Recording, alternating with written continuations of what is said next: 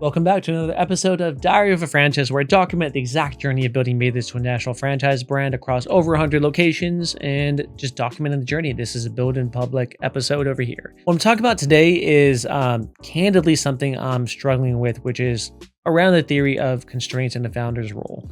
So the theory of constraints is this, where there's usually one main constraint in your business, right? Maybe your main constraint is you don't have enough cleaners, you don't have enough customers, whatever it is. The analogy I've used when explaining this is, let's say you have a factory, right? You own a factory and there's one big main machine that makes all these widgets, and that machine pops out 2 widgets per hour. That's the max it could do. It doesn't matter how much labor you hire, doesn't matter what else is going on in the factory. You literally are capped at 2 widgets per hour for this. So the best thing you could do is try to solve the constraint here, because you could have the max amount of manpower around you, but if you don't have this thing making more than 2 widgets per hour, you can't grow. That's essentially it. Now, that's an analogy on the manufacturing floor, but if you think about it for any business, there is some sort of constraint in your business, some bottleneck of why you can't grow. Normally the question to ask is, why is my business not double? Pick the one top thing, and that's the constraint. Now, what I've come to realize is that's probably what the founder would be best to work on, is the constraint. What I'm struggling with is the constraint changes, right? And there's one constraint, and when you solve it, another constraint pops up, and then the founder works on that. And what I've been feeling recently is just I feel like for this entire year, I'm just jumping from one constraint to another and dragging the team along to work on that main constraint. Part of me is yeah, I think this is the correct way of doing it, because this is what's going to unlock certain things, but I think I could be doing a better job of redirecting the team's attention so they could focus on their job, not jumping from one constraint to another, just like what I'm doing. Candidly, I haven't figured out how to crack this. And I'll explain this in an example of what I've been working on. So for the last 6 months, it's mostly been the constraints of how do we get franchisees launched faster? And, some conclusions I came to would be, we only could work with full-time franchisees, because we've noticed the full-timers just grow a lot faster because they have a lot more motivation, time, whatever, to invest in the business. That's one. Then we completely redid our grand launch program. We called it Launch Lab. Completely redid it. I probably spent $30,000 to $50,000 vetting new vendors. Candidly, after all that spend, we have one new vendor who's actually working when it comes to meta ads. I don't know how many, we went through 3 AdWords vendors. They were all flops. Maybe a couple more meta vendors, all flops.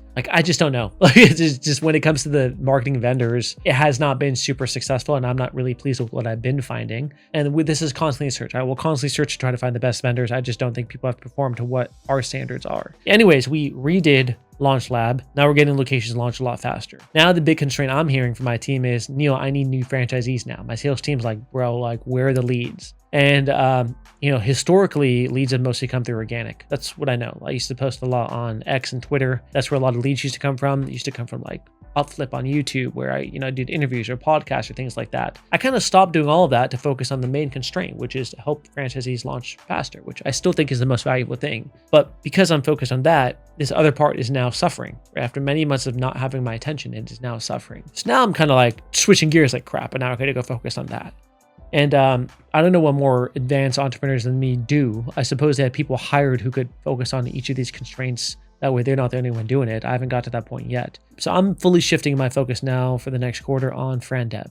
How do I bring new franchisees in? My thought process when it comes to this is, there's things I know how to do because I've done it, and there's things just brand new. Things I know how to do is I've grown before on social media posting.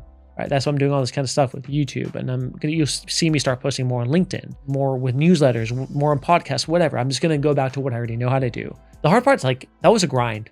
Organic traffic is great because it's quote unquote free, minus your time as well as production value, quote unquote free, and that's how we scaled to our first 20 locations. The difference is, pretend you have organic traffic, you have paid traffic. Paid traffic is you need to crack the funnel, then you can throw money at it. That's leverage. You throw money. It's not the founder's time. I have not cracked paid ads. We tried Biz Buy Sell, flop. We tried a bunch of other stuff. It's been flops. I've not fully cracked paid ads. So I'm going to table that for now because that requires more effort. I'm going to go back to what I know, which is organic traffic for now, even though it's a slow burn. I'm supplementing that with the broker world. Now, in franchising, there's brokers and consultants, people who help candidates get placed into different franchise systems. They charge a hefty fee per placement, but a lot of brands go really fast through working with consultants and brokers. Now, there's a couple groups I recently joined, which I really enjoy. It's more of a matter of getting in front of those consultants and making sure they know about us so we can get kind of referrals from them. So my strategy right now is referrals from brokers and getting in front of them.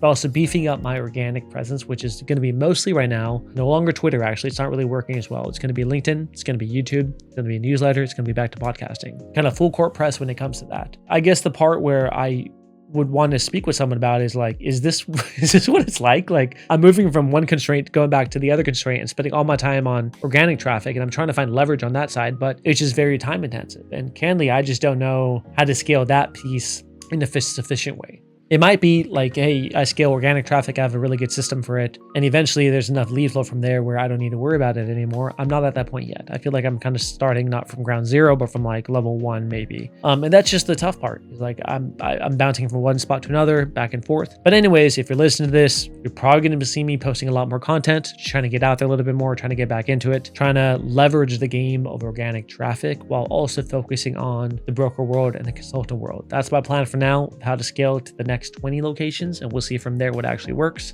There's someone I kind of admire in the franchise world when it comes to organic traffic. His name is MaidThis. I've seen him post on YouTube, and he has like a lawn care franchise system. And for the longest time, I was like looking at him like, dude, he's posting on YouTube. What is he doing? How's he getting traffic? Like, what type of content is he posting? Why is it not working for me? I finally saw an interview he recently did with Alex Hermosi, which is a big business influencer.